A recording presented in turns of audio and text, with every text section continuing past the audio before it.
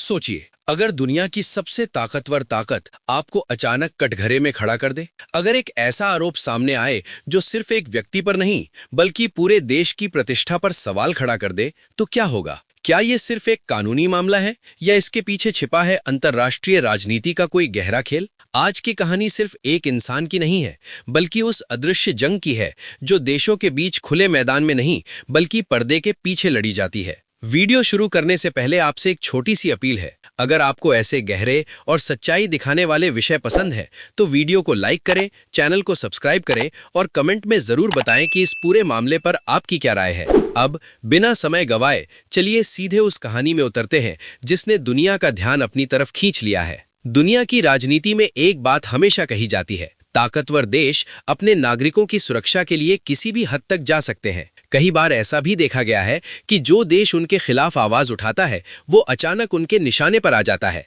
यही वजह है कि जब एक भारतीय नागरिक पर यह आरोप लगा कि उसने अमेरिका में रहने वाले एक ऐसे व्यक्ति को खत्म करने की योजना बनाई जो भारत के खिलाफ लगातार बयान देता रहा था, तो ये मामला तुरंत अंतर्राष्ट्रीय सुर्खियों में छा गया। जिस व्यक्ति का नाम इस पूरे विवाद के केंद्र में आया वो था गुरपवन सिंह पन्नू। ऐसा नाम जिस पर भारत में कई मुकदमे दर्ज बताए जाते हैं और जिसे भारत विरोधी गतिविधियों से जोड़ा गया है। दूसरी तरफ एक भारतीय नागरिक निखिल गुप्ता पर आरोप लगा कि उसने इस व्यक्ति के खिलाफ साजिश रची। बाद में अमेरिकी अदालत ने उसे दोषी माना और कहा गया कि उसे लंबी सजा का सामना करना पड़ सकता है। ये खबर सामने आते ही कई बड़े सवाल उठने लगे। क्या ये सिर्फ एक आपराधिक घटना थी या फिर दो देशों के बीच भरोसे की परीक्षा? क्योंकि जिस व्यक्ति को निशाना बताया गया वो अमेरिकी नागरिकता रखता था और अमेरिका ने साफ संदेश दिया कि उसके नागरिकों को नुकसान पहुंचाने की कोशिश करने वालों को वो कहीं भी छोड़ने वाला नहीं है। लेकिन कहानी यहाँ इतनी सरल नहीं थी। दिलचस्प बात यह रही कि निखिल गुप्ता लंबे समय तक खुद को निर्दोष बताते रहे और उन्होंने ये तक कहा कि उन्हें फंसाया जा रहा है ताकि भारत को अंतर्राष्ट्रीय मंच पर शर्मिंदा किया जा सके।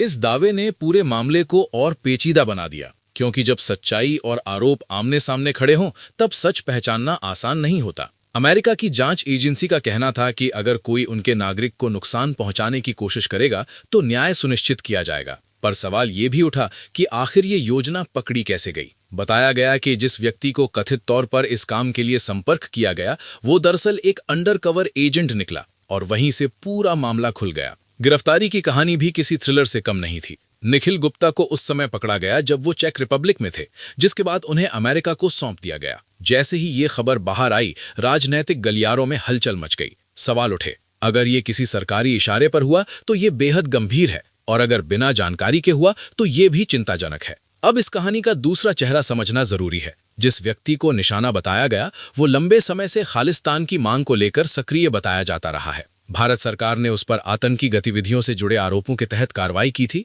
और उसके संगठन पर भी प्रतिबंध लगाया गया था। बताया जाता है कि वो दुनिया भर में जनमत तैयार करने की कोशिश करता था और अलगाववादी सोच को बढ़ावा देता था। ऐसे में भारत के भीतर कई लोग उसे देश की एकता के लिए खतरा मानते रहे, जबकि पश्चिमी देशों में अभिव्यक्ति की स्वतंत्रता के दायरे में कई बार ऐसे लोग सुरक्षित भी रह जाते हैं। और यहीं से शुरू होती है सोच की टकराहट। इतिहास की परतें खोलें तो ये भी कहा जाता है कि भारत को कमजोर करने के लिए अलगाववादी आंदोलनों को बाहर से समर्थन मिलता रहा है, खासकर उन घटनाओं के बाद जब दक्षिण एशिया की राजनीति ने बड़े बदलाव देखे। इसलिए जब ये मामला सामने आया तो कई लोगों ने इसे सिर्फ एक अपराध नहीं बल्कि एक बड़ी रणनीतिक खींचतान का हिस्सा माना। इस पूरे घटनाक्रम ने एक और बहस को जन्म दिया, क्या देश अपने दुश्मनों से निपटने के लिए सीमाओं से बाहर जाकर कार्रवाई कर सकते हैं? दुनिया में ऐसे उदाहरण दिए जाते रहे हैं जहां कुछ राष्ट्रों की खुफिया एजेंसियां अपने विरोधियों को कहीं भी सुरक्षित नहीं रहने देती। लेकिन जब ऐसा आरोप भारत जैसे लोकतांत्रिक देश के संदर्भ में आता है तो वैश्विक प्रतिक्रिया और भी तीखी हो जाती है। बताया गया कि ये मामला उस समय और संवेदनशील हो गया था जब भारत के प्रधानमंत्री की अमेरिका यात्रा की तैयारी चल रही थी और सुरक्षा एजेंसियां संभावित खतरों को लेकर सतर्क थीं। ऐसे माहौल में किसी भी साजिश की खबर दोनों देशों के रिश्तों पर असर डाल सकती थी। धीरे धीरे ये मामला सिर्फ अदालत तक सीमित नहीं रहा बल्कि कूटनीति के गलियारों में भी चर्चा का विषय बन गया। कुछ विश्लेषकों ने कहा कि अंतर्राष्ट्रीय दबाव बनाने की कोशिश हो रही है तो कुछ ने इसे कानून का सामान्य पालन बताया। वहीं रूस जैसे देशों की ओर से भी संकेत मिले कि किसी एक घटना के कारण किसी राष्ट्र पर दबाव बनाना उचित नहीं है। इस सब के बीच सबसे रहस्यमय सवाल बना रहा, क्या निखिल गुप्ता अकेले काम कर रहे थे या किसी और के निर्देश पर? जांच में एक ऐसे व्यक्ति का जिक्र भी सामने आया जिसे कथित तौर पर आदेश देने वाला बताया गया। हालांकि इन दावों की सच्चाई अदालत और जांच एजेंसियों के दायरे में रही, लेकिन खबरों ने इसे एक जासूसी कथा जैसा बना दिया। समय बीतता गया और दबाव बढ़ता गया। कहा गया कि भारत पर यह अपेक्षा बनाई जा रही थी कि वो इस पूरे मामले पर स्पष्ट रुख दिखाए, लेकिन अंतर्राष्ट्रीय रिश्तों की असली परीक्षा ऐसे ही क्षणों में होती है जहां हर कदम सोच समझकर रखना पड़ता है। इस कहानी का भावनात्मक पहलू भी कम नहीं है। जेल से जुड़े एक इंटरव्यू में निखिल गुप्ता ने कहा था कि अगर उन्हें मजबूत कानूनी मदद मिले तो वे अपना बचाव बेहतर तरीके से कर सकते हैं। उन्होंने ये भी जताया कि अपने देशवासियों के समर्थन ने उन्हें हिम्मत दी, लेकिन जब बाद में ये खबर आई कि उन्होंने अपराध स्वीकार कर लिया है तो कई लोगों के मन में असमंजस पैदा हुआ। क्या परिस्थितियों ने उन्हें झुका दिया या ये जांच का स्वाभाविक परिणाम था? आज जब ये मामला फैसले की ओर बढ़ता दिखाई देता है तो ये सिर्फ एक अदालत का निर्णय नहीं रह जाता। ये उन जटिल सवालों को सामने लाता है जिनमें राष्ट्रहित, कानून, कूटनीति और भावनाएं सब एक साथ उलझ जाते हैं। कहानी अभी खत्म नहीं हुई है, क्योंकि असली सवाल अब शुरू होते हैं। क्या ये घटना भविष्य में देशों के रिश्तों को नए सिरे से परिभाषित करेगी? क्या दुनिया की राजनीति में शक्ति संतुलन बदल रहा है? और सबसे बड़ा प्रश्न, जब राष्ट्र और न्याय आमने सामने खड़े हों तो इतिहास किसका पक्ष लेता है? यहीं रुकते हैं भाग 1 पर, क्योंकि आगे जो खुलासे सामने आते हैं वे इस कहानी को और ज्यादा गहरा और ज्यादा रहस्यमय बना देते हैं। भाग 1 में आपने देखा कि कैसे एक मामला अदालत से निकलकर अंतर्राष्ट्रीय राजनीति का विषय बन गया, लेकिन अब कहानी उस मोड़ पर पहुंचती है जहां सिर्फ आरोप और बचाव नहीं, बल्कि देशों के बीच भरोसे, ताकत और रणनीति की असली परीक्षा शुरू होती है। जैसे जैसे जांच आगे बढ़ी, ये चर्चा तेज हो गई कि क्या इस पूरे घटनाक्रम का इस्तेमाल भारत पर दबाव बनाने के लिए किया जा रहा था। कई रिपोर्ट्स में ये संकेत मिला कि वैश्विक मंच पर भारत को ये संदेश देने की कोशिश हो रही थी कि अगर कोई देश अपनी सीमाओं से बाहर जाकर कार्यवाही करता है तो उसे जवाबदेह ठहराया जाएगा। इसी दौरान एक और सवाल उठने लगा, क्या ये मामला सिर्फ सुरक्षा से जुड़ा था या इसके पीछे भू राजनीतिक समीकरण भी काम कर रहे थे?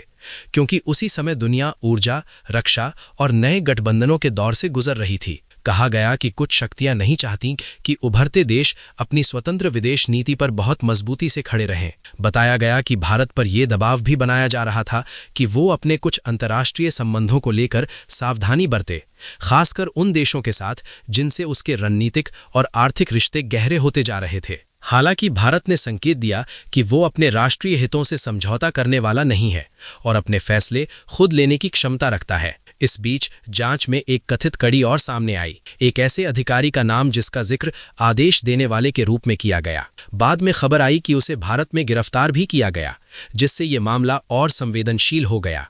ये घटना बताती है कि जब अंतर्राष्ट्रीय जांच शुरू होती है तो उसका असर सिर्फ एक देश तक सीमित नहीं रहता। कूटनीतिक गलियारों में ये भी चर्चा रही कि आगे चलकर प्रत्यर्पण जैसे मुद्दे उठ सकते हैं, यानी अगर किसी देश को लगे कि उसके कानून के खिलाफ साजिश हुई है तो वो आरोपियों को अपने यहाँ लाने की कोशिश कर सकता है। ऐसे फैसले सिर्फ कानूनी नहीं होते बल्कि राजनीतिक संतुलन भी मांगते हैं। धीरे धीरे ये मामला एक बड़े नैरेटिव में बदल गया। क्या दुनिया में सभी देशों के लिए नियम समान है? क्योंकि इतिहास में कई बार शक्तिशाली राष्ट्रों ने अपने विरोधियों के खिलाफ कठोर कदम उठाए हैं और उसे राष्ट्रीय सुरक्षा का नाम दिया है।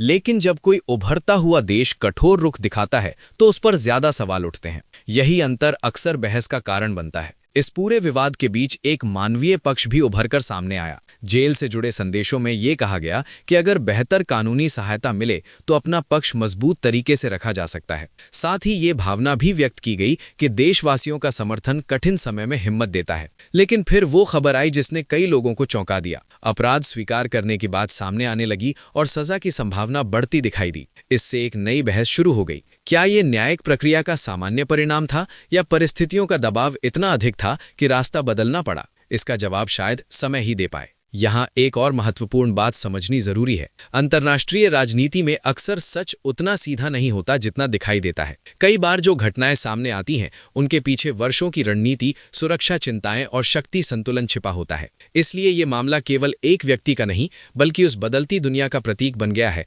जहां राष्ट्र अपनी सुरक्षा और छवि दोनों को लेकर बेहद सतर्क है। आज स्थिति ये है कि फैसले का इंतजार सिर्फ अदालत तक सीमित नहीं है। विश्लेषक इस पर नजर रखे हुए हैं कि आगे दोनों देशों के रिश्तों पर इसका क्या असर पड़ेगा। क्या ये एक अस्थायी तनाव बनकर रह जाएगा या भविष्य की कूटनीति को नया आकार देगा? ये आने वाला समय तय करेगा। सबसे बड़ा प्रश्न शायद यही है, क्या आधुनिक दुनिया में शक्ति ही अंतिम सत्य है या फिर नियम और कानून वास्तव में सब पर बराबर लागू होते हैं? और अगर किसी देश को लगे कि उसके खिलाफ साजिश हो रही है तो वो अपनी रक्षा किस हद तक कर सकता है?